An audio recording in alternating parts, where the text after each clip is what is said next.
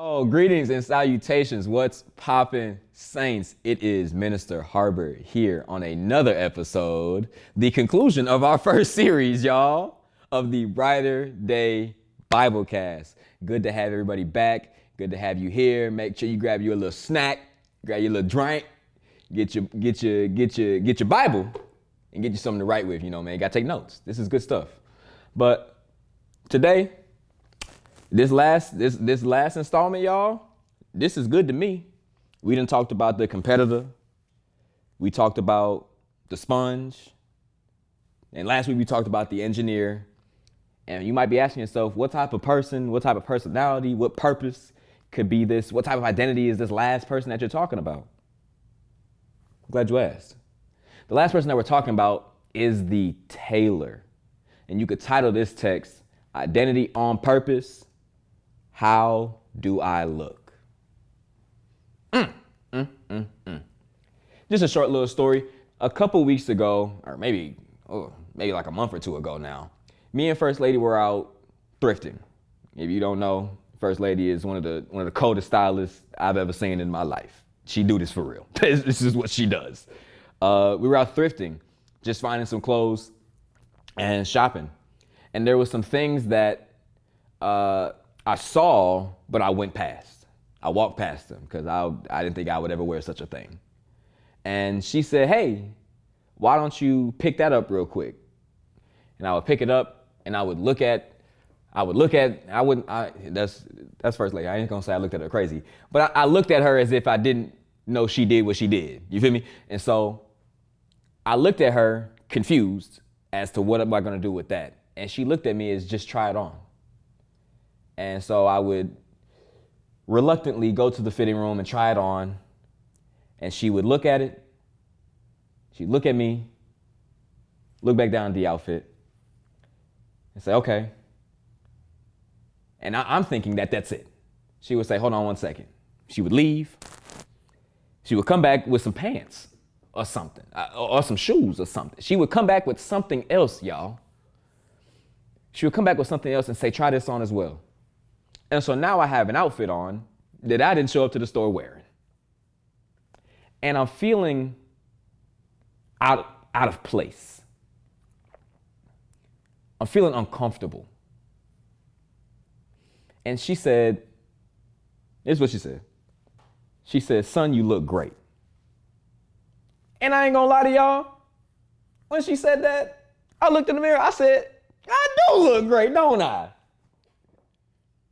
But there was something about somebody who you know they're gifted in something, especially like style or fashion.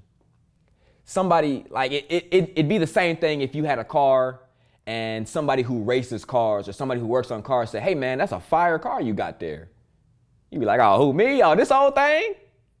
It's something about somebody who can build you up even when you don't know what you're looking like. It's something beautiful in that. In that moment, First Lady wasn't just a stylist, she was a tailor. Not in the physical sense where she fit everything perfectly to me, but she knew what I needed.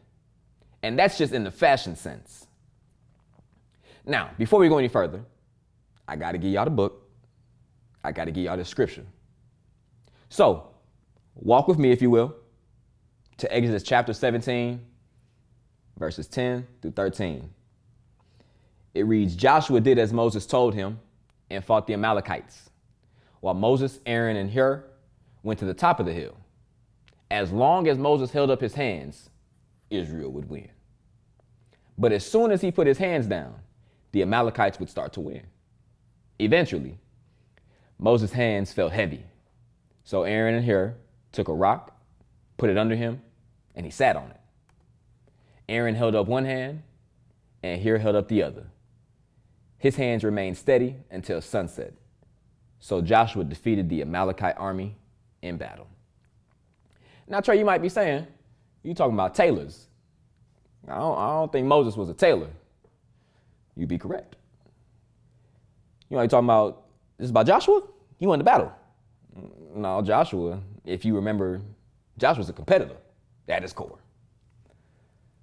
And so then you would say, who else is left in this story? I want to talk about Hur, to a lesser extent, and Aaron. Aaron is somebody that we know biblically that was the mouthpiece for Moses. Moses talked to God and said that he didn't feel comfortable speaking because of his speech impediment. And so God commanded him to get Aaron, his brother, and have him speak for him. To take what was given by God through Moses, of course, through the vessel of Moses, and structure it in a way that could be received.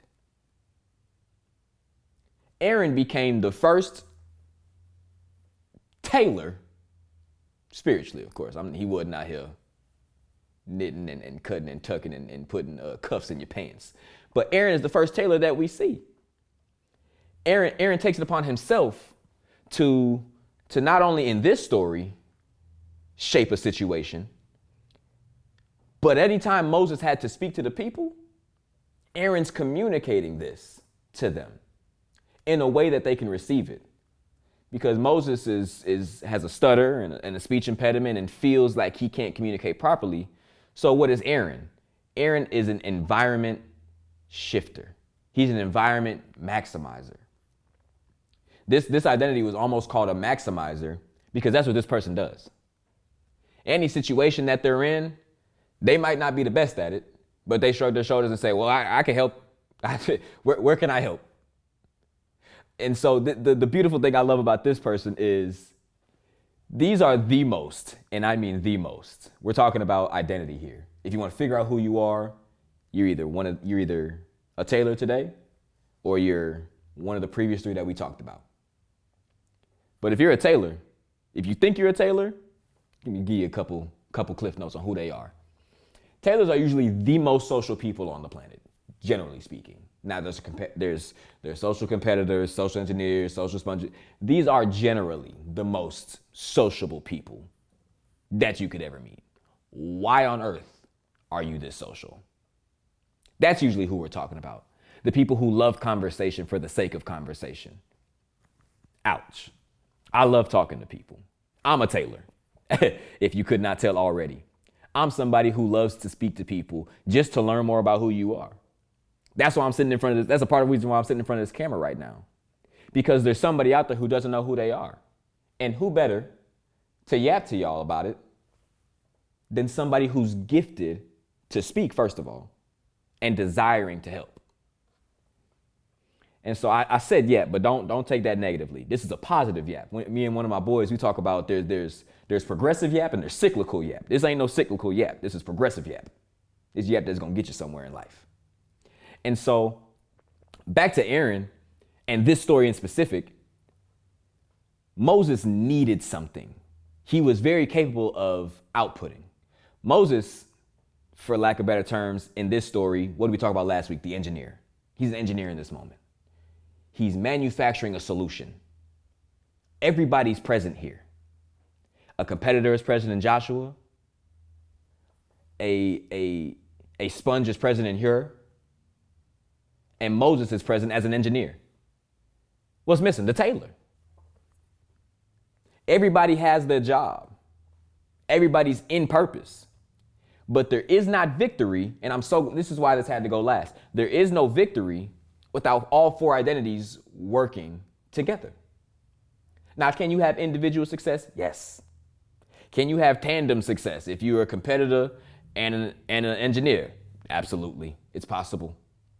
But kingdom success comes from recognizing who you are to know where you need to be and when you need to be there.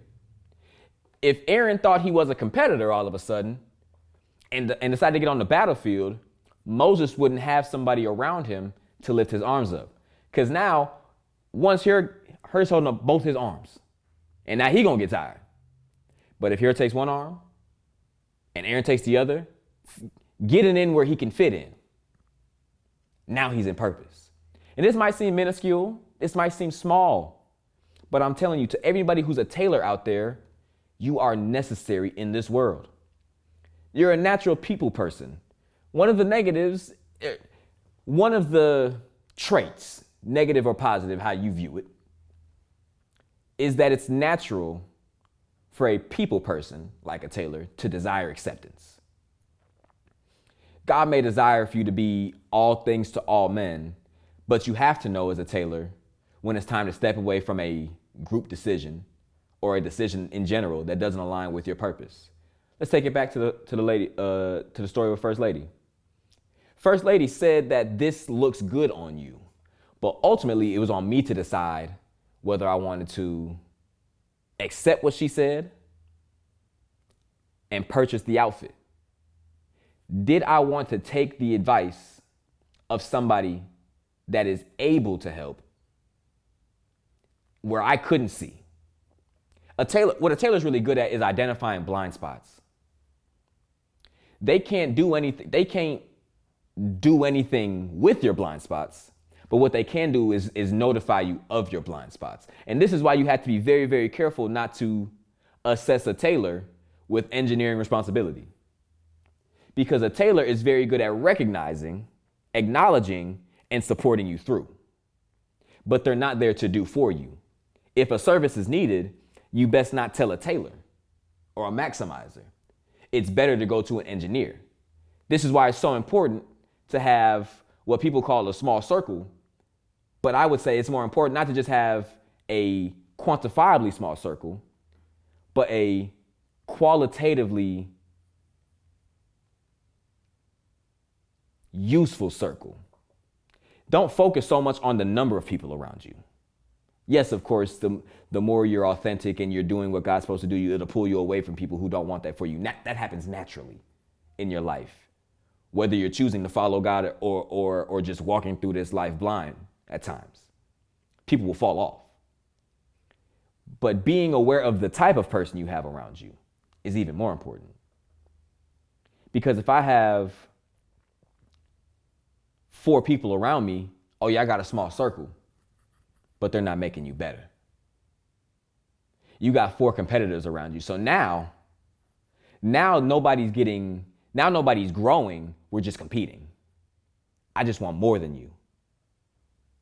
And it sounds like it's pushing you, but really it's not pushing you. Y'all, you can't push each other because nobody's identifying where another can get better.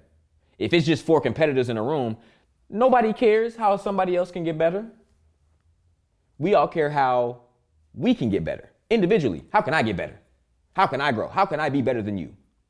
But if I say even if I just take one competitor out of that room and I put one Tailor in, and all the competitors are going back and forth and saying, oh, well, I do this better, I do this better, and I do this.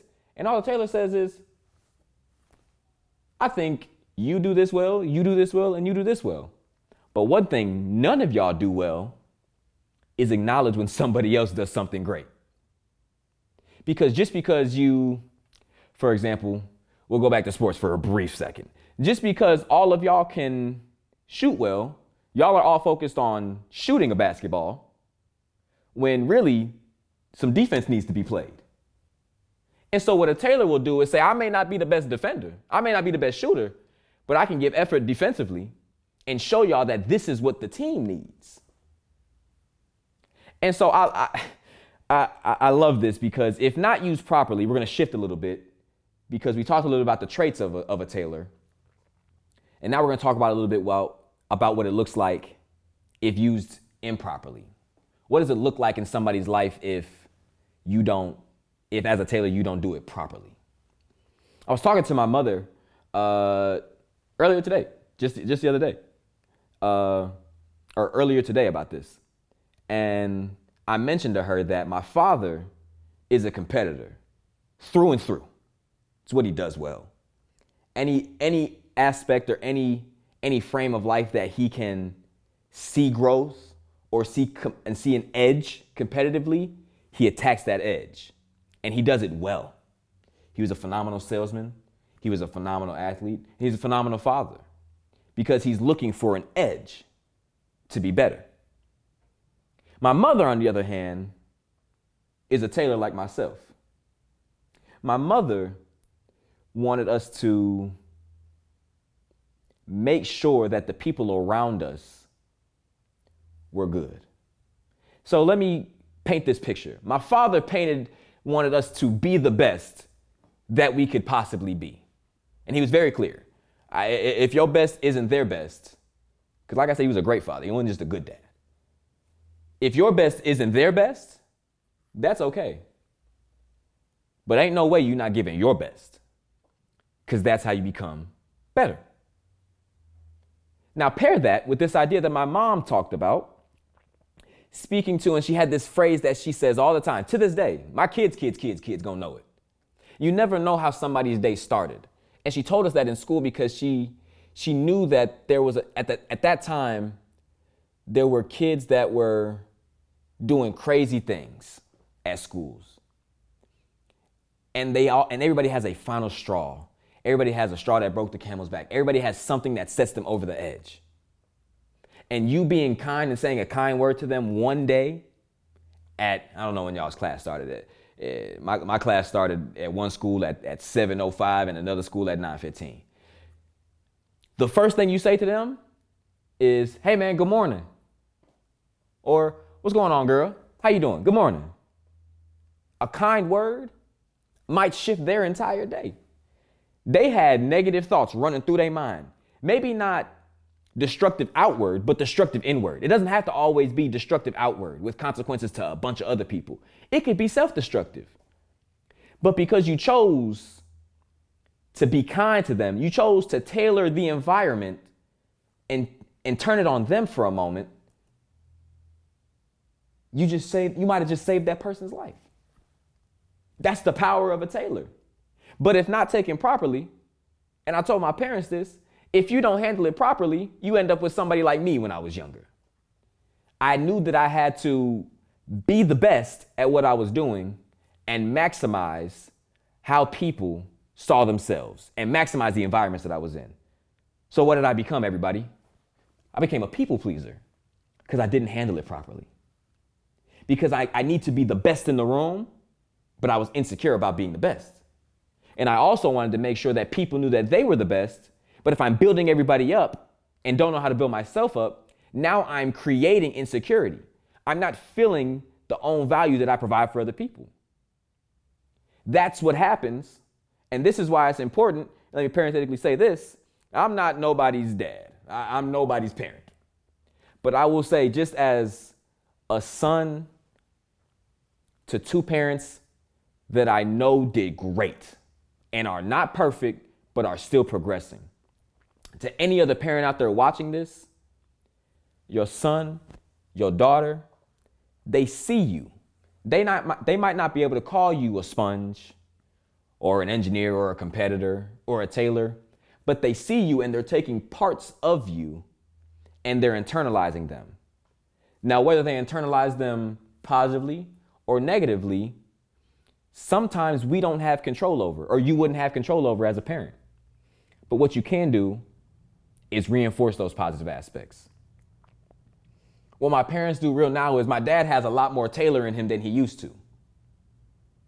And my mom has a lot more engineer, sponge, competitor in her than she used to. Part of that is just my parents being together and married.